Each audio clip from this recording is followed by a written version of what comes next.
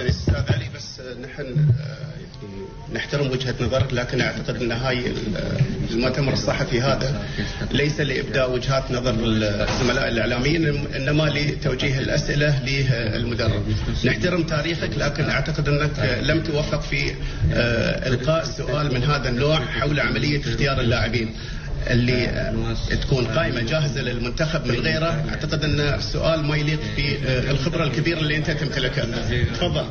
علي الحسناوي صاحب الموقف اللي صار في المؤتمر الصحفي مع مدرب منتخبنا روبرينا. دكتور، اولا باسمي، باسم الاعلام الاماراتي، باسم الشعب الاماراتي، نقدم لك اعتذار.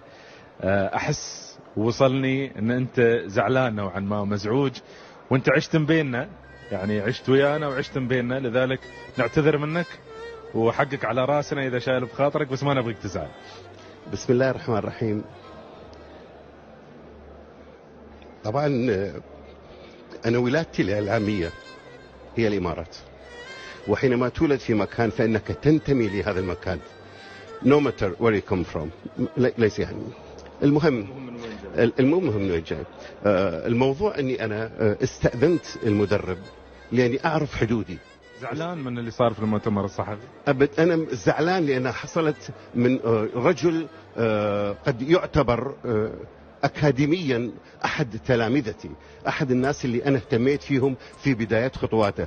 انا اللي مسحت له الميز، انا اللي رتبت له اوراقه، انا اللي اهتميت به في البدايه، ما اهتميت به بشكل شخصي. في الاتحاد ايام. نعم، انا كنت باحث ثاني في اتحاد كره القدم، وكنت سعيد بوجوده وسعيد بانضمام مواطن اماراتي لتبوء منصب اعلامي كبير، خصوصا اذا كان يتحدث مجموعه من اللغات، لان هذا بالتالي يعكس الوجه المشرق للامارات. انا هذا اللي ومزعني انه يوم جه ودخل في اول مؤتمر طالعني، قلت له انت عرفني؟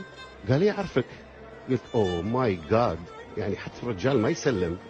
فهذا يعني انا هذا اللي مزعلني من البدايه، ولا احمل ضغينه شخصيه تجاه سالم، تجاه الاعلام الاماراتي، تجاه اي شخص. انا كتبت اجمل الحلول الفنيه في جريده الخليج، عملت في افضل المؤسسات، عشت مع احلى الناس في الامارات، كتبت فيهم القصيد وكتبوا في القصيد وحبيتهم من كل قلبي.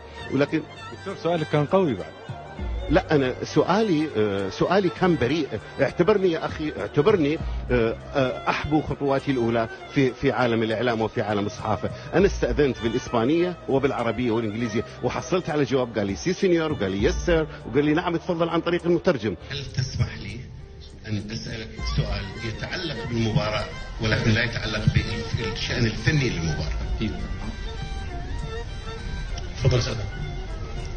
سي سينيور تفضل. واطرحت سؤال بريء يطرح في كل مكان. كان هذا الشق الثاني كنت بدي اساله، حينما تعود الى الامارات هل تبقى معلق بهذه النخبه الموجوده ام تقوم بضع تغييرات جديده؟ اصلا انا بدي اساله، انت الان ترجع الامارات ولا ترجع الارجنتين؟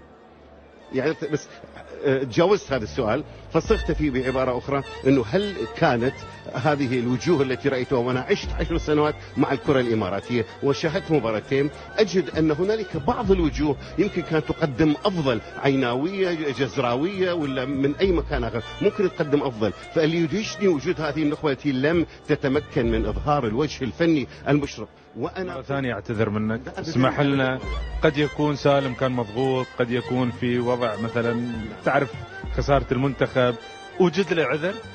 سالم أخونا وولدنا، وأتمنى توجد له عذر وتسمح لنا ونعتذر منك.